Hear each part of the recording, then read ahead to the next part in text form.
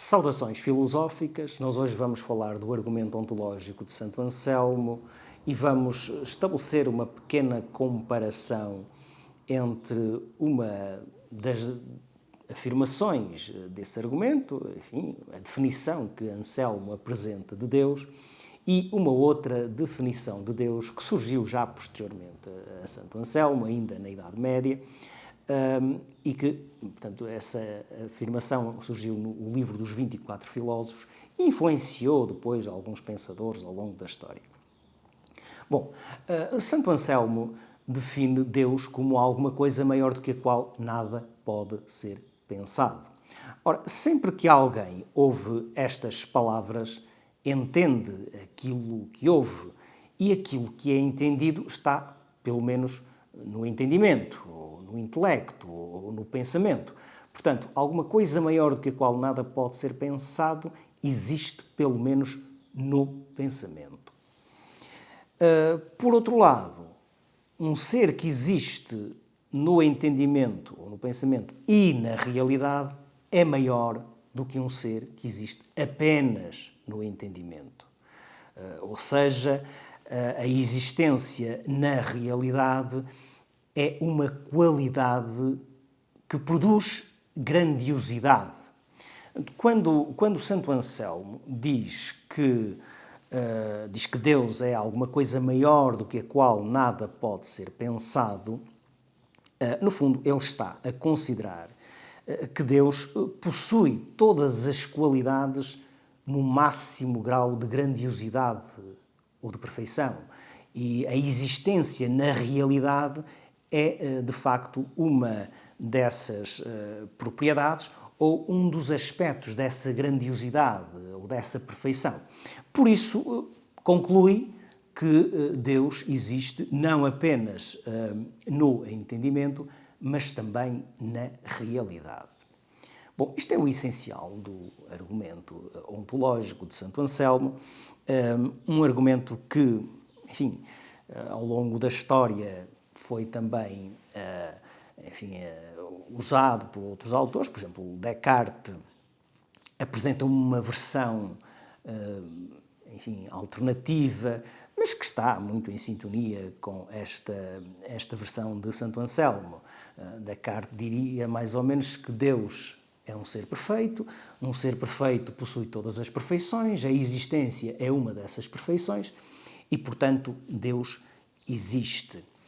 Claro que também apareceram algumas paródias a este argumento, porque se de facto nós podemos provar a existência de Deus porque a existência é uma perfeição, também podemos provar a inexistência do diabo justamente porque a inexistência é uma das imperfeições. Diríamos qualquer coisa como isto. O diabo é um ser que possui todas as imperfeições, a inexistência é uma das imperfeições, logo o diabo não existe. Bom, isto é uma brincadeira. Em todo o caso, vamos voltar então ao argumento ontológico. Uma das objeções a este argumento surgiu logo na altura de Santo Anselmo. Um monge contemporâneo de Anselmo, chamado Gaunilo, apresentou uma objeção a este argumento, dizendo que, enfim, uma ilha, a ilha mais grandiosa do que a qual nenhuma outra se pode conceber, portanto, a ilha mais excelente, terá que existir não apenas no nosso pensamento, mas também na realidade. Bom, isto é fácil de rebater, porque, de alguma forma, uma ilha é uma coisa finita, limitada, enquanto que Deus normalmente é concebido como infinito, como ilimitado. E, portanto, nós, de alguma forma, não podemos comparar Deus com ilhas, nem com arquipélagos. Mas, seja como for, a objeção mais famosa ao argumento ontológico de Santo Anselmo foi apresentada por Kant. E Kant dizia que o erro deste argumento é, no fundo, o pressuposto de que a existência é uma propriedade ou um predicado.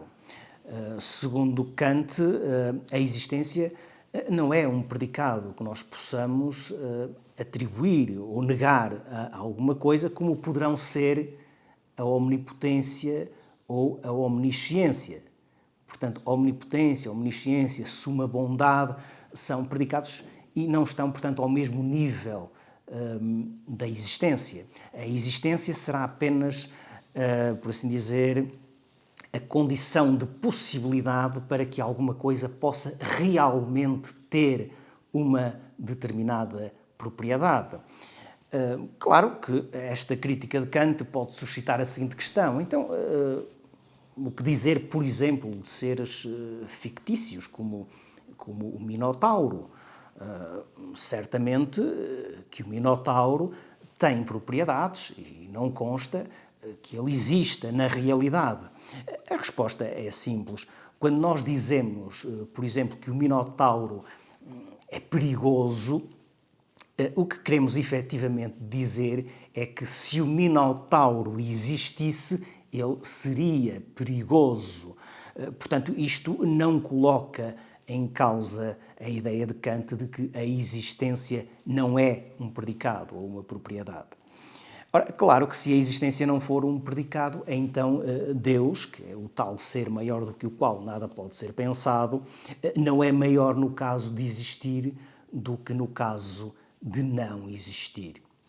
Enfim, podemos agora deixar o argumento de Santo Anselmo de lado e vamos então lembrar a tal frase que surge no livro dos 24 filósofos. Esse livro terá aparecido no final do século XII ou início do século XIII. É uma obra de autoria incerta e apresenta 24 definições de Deus, sendo que a definição mais famosa deste livro é aquela que diz que Deus é uma esfera infinita cujo centro está em todo lado e cuja circunferência não está em lado nenhum. Trata-se de uma espécie de geometrização do divino e, enfim, é uma frase que conheceu algum sucesso ao longo da história. Por exemplo, Nicolau de Cusa serviu-se desta definição e aplicou-a ao próprio universo. Ele diz então que o universo é uma esfera infinita, cujo centro está em toda a parte e cuja circunferência não está em lugar nenhum. Curiosamente, no vídeo que fizemos anteriormente a este, o poeta português Rolim de Moura, naquele livrinho intitulado Os Novíssimos do Homem, fala sobre Deus e há uma passagem em que ele parece ter sido influenciado por esta definição. Então, no último canto, ele diz acerca de Deus, está aqui então a tal edição, que é círculo em tal modo fabricado que sua universal circunferência, não tendo nenhum centro sinalado, tem em todo o lugar firme assistência. É curioso que Rolim de Moura, enfim, não fala propriamente numa esfera, fala num círculo, são coisas diferentes. Uma coisa é um círculo, outra coisa é uma esfera. Em todo o caso, de seguida diz que a sua universal circunferência não tem nenhum centro e tem em todo o lugar firme assistência. Portanto, ele parece inverter a tal definição, porque aqui não se diz que, enfim, ao contrário da definição, ao contrário da tal definição, ele diz que Deus é um círculo cuja circunferência tem em todo o lugar firme assistência, ou seja, está por toda a parte, e não tem nenhum centro. Portanto, isto parece ser, de facto, o inverso da famosa definição. Bom, seja como for, essa definição, e voltando agora ao argumento de Santo Anselmo, essa definição que diz que realmente Deus é uma esfera infinita, cujo centro está por todo o lado e cuja circunferência não está em lado nenhum, enfim, não é não colide com essa ideia de que Deus é o ser maior do que o qual nada pode ser pensado. Aliás, basta dizer que Deus é infinito para percebermos que, de facto, já é algo maior do que o qual nada pode ser pensado. Quando falamos em algo maior do que o qual nada pode ser pensado, estamos certamente a pensar em algo infinito ou, pelo menos, indefinido. Bom, e foi a reflexão de hoje. Ponham like, partilhem o vídeo, subscrevam o canal, deixem também os vossos comentários e até à próxima.